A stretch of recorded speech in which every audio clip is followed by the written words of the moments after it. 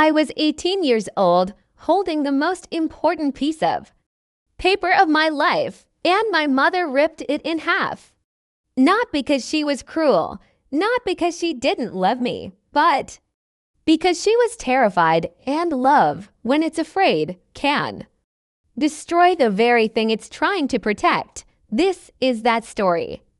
And it's also the story of what I did 7 years later and why it changed everything. I grew up in a house where going to college meant leaving.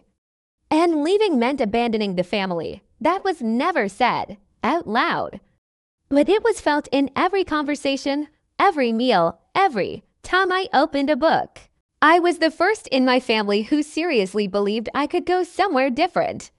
Not because I thought I was better than anyone, but because I'd been quietly obsessed with engineering since I was 12.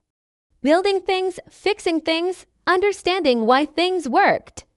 So when I applied to mid. I didn't tell anyone. I filled out the forms at the school library.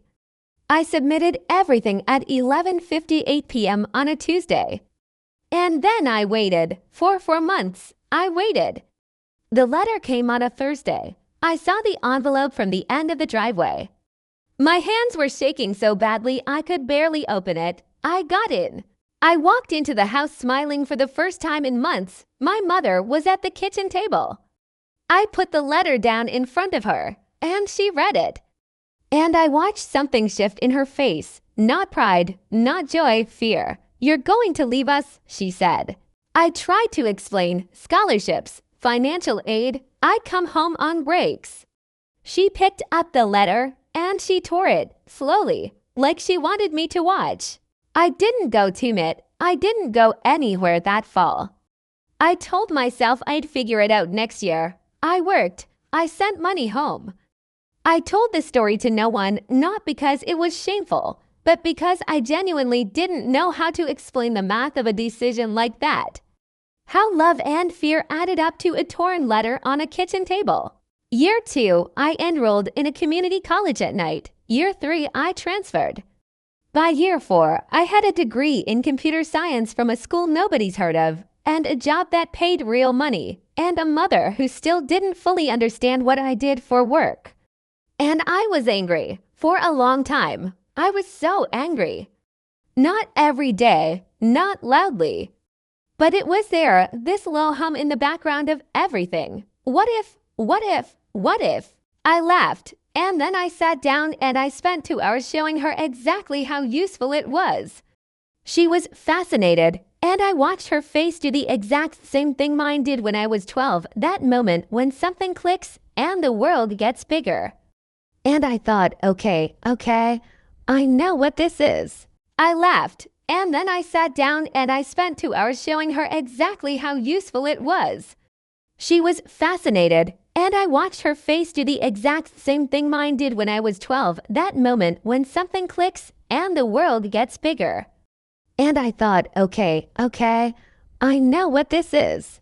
I'm not going to sit here and tell you I immediately started saving money and had a perfect plan. That's not what happened.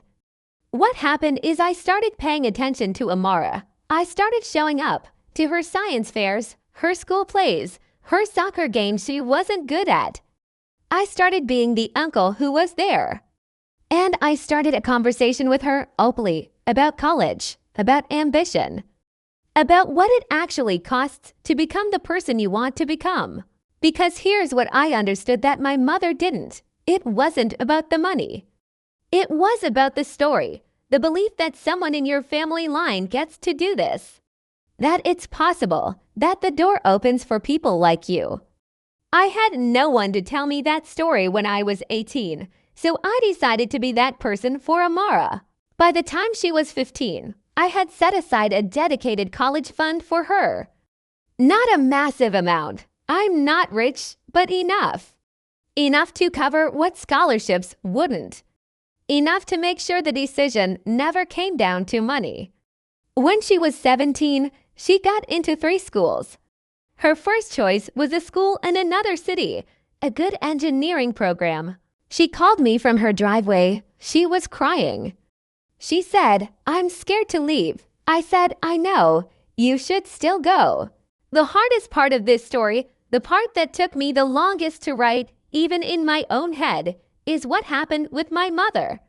She's still alive. We talk twice a week. We never had a dramatic confrontation scene. No screaming, no tearful apology, no cinematic moment in a kitchen somewhere. Life is not a movie. What happened is slower and more real. She got older, and I got less angry. And time did the thing that time does. It softened the edges until you can touch something without bleeding. She came to Amara's send-off dinner, sat at the table, watched me pass an envelope to my niece, the last installment of the fund. My mother didn't say anything for a long time. Then she said, quietly, "You're a good man." She wasn't apologizing, but I heard it as one. And I let myself receive it.